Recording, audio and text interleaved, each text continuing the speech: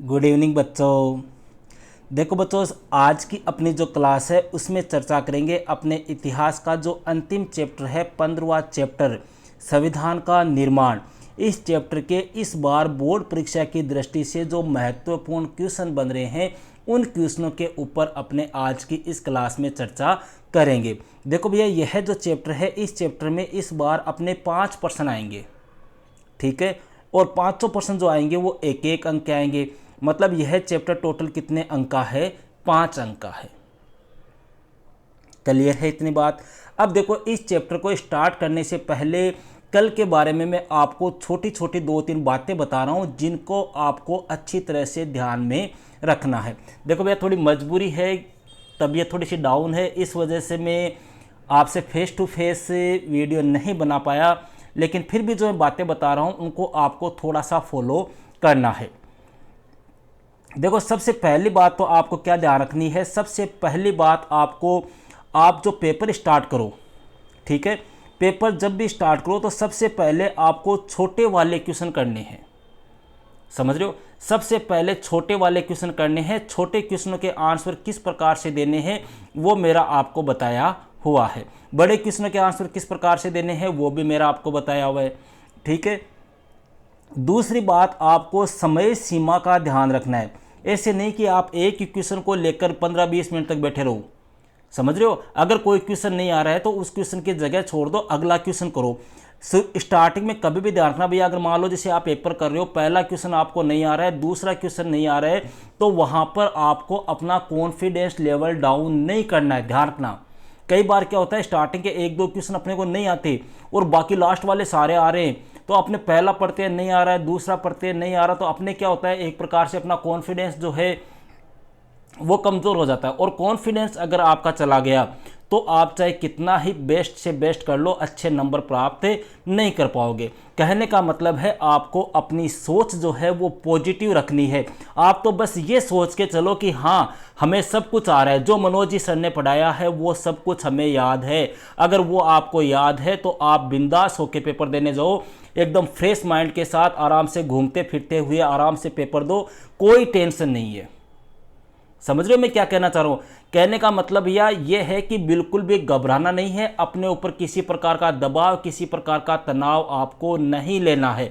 आज की रात है, भरपूर नींद लो, आराम से कम 7 से 8 घंटे की नींद आपको जरूर से लेनी है। कई बच्चे क्या करते हैं, कल सुबह एग्जाम है, रात को 1 बजे तक पढ़ रहे हैं और फिर सुबह 1 बजे सोएंगे और सुबह 5-6 बजे वापस उठ के पढ़ने लग जाएंगे। तो उससे क्या होगा भैया, अपने दिमाग की जो मेमोरी है वो तो उतना ही ग्रहण कर पाएगा। आप बिना मतलब में लेके बैठे रहो, उससे क्या मतलब है? आप दिमाग को रेस्ट दो। आप जब पेपर करोगे सारी चीज़ें आपको अपने आप याद आ जाएगी। एक चीज़ और ध्यान रखना भैया, छोटा क्वेश्चन अगर आपको कोई नहीं आ रहा है तो वहाँ पर ये बेवकूफ़ी मत करना कि आपको क्वेश्चन नहीं आ रहा, आप एक दूसरे से पूछ रहे हो, उसमें आपने 5 से 10 मिनट खराब कर दी। अगर छोटा क्वेश्चन नहीं आ रहा उसको छोड़ दो, पूछने वाला काम जो है, इशारे वाला काम जो है वो आपको लास्ट में करना है।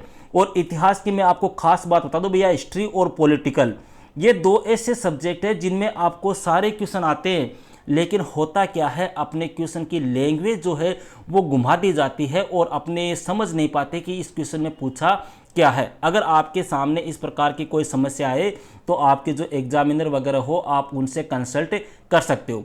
भाई, आपको उत्तर ही तो नहीं पूछ रहे, आप तो यही तो पूछ रहे ना कि सर इसमें बताया क्या। तो मेरे ख्याल से एक अच्छा टीचर होगा वो आपको मेरे ख्याल से मना नहीं करेगा, वो आपको राय दे देगा कि हाँ, इसमें ये बात इसने पूछी है, ठीक है। इसके बाद में अगली बात है भैया, आपको प्रश्नों की शब्द सीमा ध्यान रखनी है। शब्द सीमा का मतलब, मान लो क्वेश्चन आ गया 2 नंबर का और आप उसके अंदर भर रहे हो 1 पेज, ऐसी गलती नहीं करनी है। समझ रहे हो? क्वेश्चन कितने नंबर का है उसके अनुसार आपको आंसर देने हैं। भाई, छोटे वाले क्वेश्चन हैं उनके आंसर जैसे पहला, दूसरा, तीसरा, ठीक है, इनके आंसर तो आपको ज़्यादा से ज़्यादा 1 शब्द या 1 लाइन में देने हैं, ठीक है। 2 नंबर का जो क्वेश्चन आ गया उसके आंसर आपको कम से कम 5 से 6 लाइन में देने हैं। 3 नंबर का क्वेश्चन आ गया, उनके आपको 8 से 10 लाइन में देने हैं। और जो लॉन्ग क्वेश्चन होते हैं उनके आंसर जो है आपको कम से कम 1.5 से 2 पेज में देने हैं। तो इन थोड़ी छोटी छोटी बातों का ध्यान रखना है। रही मैप की बात, तो मैप के लिए भैया कई बच्चे कमेंट कर रहे हैं कि सर मैप बता दो। अब देखो, इतना समय भी नहीं है, टाइम भी नहीं है और थोड़ी तबीयत भी डाउन है। मैप के लिए आप इतना करो कि अपने जैसे आपके पास में डेस वर्क होगी या संजीव के पास या पासबुक होगी या एक्सीलेंट की होगी, कोई भी आपके पास में पासबुक है, उस पासबुक के पीछे के जो पेज है उनके ऊपर मैप दिए हुए हैं। ठीक है, जैसे संजीव की पासबुक मैंने आज देखे थे, लास्ट के पृष्ठों में कुछ मैप दिए हुए हैं, उनको आप देख लो। मैप में आपको मोटा मोटा क्या ध्यान रखना है, एक तो गांधी वाला चैप्टर, गांधी जी से संबंधित स्थल, एक 1857 की क्रांति वाला, एक अपने हड़प्पा सभ्यता वाला, एक आपके जो महाजनपद है ये महाजनपद, एक औपनिवेशिक शहर जो है वो चैप्टर। इन मोटे मोटे चैप्टर के आपको मैप ध्यान में रखने हैं। क्लियर है? बाकी कल के लिए सभी को ऑल द बेस्ट। अब अपने चर्चा करते हैं भैया क्वेश्चन नंबर 1 की। देखो पहला क्वेश्चन है, भारत के संविधान को कब सूत्रबद्ध किया गया था? भैया भारत के संविधान को सूत्रबद्ध किया गया था 9 सूत्रबद्ध का मतलब, अब देखो इसी क्वेश्चन में अब कई बार कंफ्यूज हो जाते हैं कि गुरुजी सूत्रबद्ध का मतलब क्या है, मतलब कब बनना स्टार्ट हुआ और कब तक बना। तो 9 दिसंबर 1946 से लेकर 26 नवंबर 1949 तक। ठीक है। सेकंड क्वेश्चन है भैया, अपने भारत का संविधान बनने में कितना समय और बैठकें हुई? समय लगा था भैया 2 वर्ष 11 माह 18 दिन और 165 दिन बैठक हुई थी। थर्ड क्वेश्चन है, अपने भारतीय संविधान सभा की प्रारूप समिति के अध्यक्ष कौन थे? देखो प्रारूप समिति के अध्यक्ष पूछ ले, संविधान का पिता पूछ ले या संविधान का जनक पूछ ले, एक ही बात है, भीमराव अंबेडकर। चौथे क्वेश्चन की बात करते हैं भैया, किसको ऐसा लगता था कि फर्तक निर्वाचिका आत्मघाती साबित होगी क्योंकि इससे अल्पसंख्यक बहुसंख्यक से कट जाएंगे? यह किसको लगता था भैया? यह लगता था बेगम एजाज रसूल को, बेगम एजाज रसूल। ठीक है। पांचवा है, संविधान में वर्णित कोई 2 मौलिक अधिकारों के नाम बताइए। कोई भी 2 मौलिक अधिकार लिख दो भैया, जैसे धार्मिक स्वतंत्रता का अधिकार है, समानता का अधिकार है। क्लियर है? नेक्स्ट क्वेश्चन की बात करते हैं भैया, क्वेश्चन नंबर 6, संविधान सभा में राष्ट्रीय ध्वज का प्रस्ताव किसने प्रस्तुत किया था? पंडित जवाहरलाल नेहरू ने, जवाहरलाल नेहरू। 7वां है, हिंदुस्तानी भाषा के विषय में महात्मा गांधी ने क्या कहा था? देखो हिंदुस्तानी भाषा के विषय में गांधी ने कहा था कि हिंदुस्तानी भाषा जो है वो हिंदी व उर्दू के मेल से बनी है। यह एक बहुसांस्कृतिक भाषा है, यह विभिन्न समुदायों के बीच संचार की आदर्श भाषा साबित हो सकती है। इस प्रकार की बात किसने कही थी? महात्मा गांधी ने कही थी।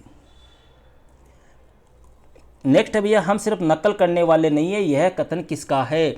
यह कथन है भैया जवाहरलाल नेहरू का। नेक्स्ट है, दक्षिण में हिंदी का विरोध बहुत अधिक है, यह कथन किसका है? यह कथन है दुर्गा बाई। देखो यहाँ पे ध्यान रखना भैया, आपको 15 तो मोस्ट क्वेश्चन के पेपर हो गए अपने। ठीक है, मतलब 15 चैप्टर के तो आपके मोस्ट क्वेश्चन हो गए, प्लस 4 हो गए अपने प्री बोर्ड। इनका एक बार रिवाइज आप जरूर से कर लेना, क्योंकि ये मान के चलो कि 80% से ज़्यादा पेपर इन्हीं में से आएगा। बाकी आप कल मिला लेना, कल आपके सामने हो जाएगा। ठीक है। नेक्स्ट है भैया, एनजी रंगा के अनुसार असली अल्पसंख्यक कौन है? भैया एनजी रंगा जो थे उन्होंने आदिवासियों को असली अल्पसंख्यक बताया था। उसने कहा था कि जो आदिवासी समुदाय है वो अल्पसंख्यक है। नेक्स्ट है, भारतीय संविधान के संवैधानिक सलाहकार कौन थे? कोई दिक्कत नहीं है, BN राव थे। इजी सा क्वेश्चन है, थोड़ा इसको छोटा कर लेते हैं। नेक्स्ट है, महिलाओं के लिए हंसा मेहता ने किस प्रकार के न्याय की मांग की? हंसा मेहता भैया बम्बई की थी। इसने देखो महिलाओं के लिए एक प्रकार से सामाजिक, आर्थिक और राजनीतिक न्याय की मांग की थी। 13वां है भैया, धर्मनिरपेक्षता क्या है? धर्मनिरपेक्षता का मतलब हो गया किसी भी धर्म को राष्ट्रीय धर्म का दर्जा न देकर सभी धर्मों के साथ में समान व्यवहार करना। 14वां है, संविधान सभा की प्रथम बैठक कब आयोजित हुई थी? 9 दिसंबर 1946 को, और इसका अध्यक्ष बना था भैया सच्चिदानंद सिन्हा, ध्यान रखना। और स्थायी अध्यक्ष पूछ ले तो वो बना था अपने डॉक्टर राजेंद्र प्रसाद। अंतिम क्वेश्चन है भैया 15वां, संविधान की भाषा समिति ने राष्ट्रभाषा के सवाल पर क्या सुझाव दिया? देखो राष्ट्रभाषा के सवाल पर इसने कहा था कि देवनागरी लिपि में लिखी हिंदी जो है वो भारत की क्या होगी? राजकीय भाषा होगी। तो ये थे भैया अपने अंतिम चैप्टर के 15 महत्वपूर्ण क्वेश्चन। क्लियर है? तो ओके, सभी को कल के लिए बेस्ट ऑफ लक। आप सभी का पेपर अच्छा हो, मेरी आपसे यही गुजारिश है। अच्छी तरह से बड़े ही ठंडे दिमाग के साथ में सोच समझ के आपको कल का पेपर सोल्व करना है। तो मिलते हैं कल के पेपर के बाद में। ओके भैया, दैट्स ऑल।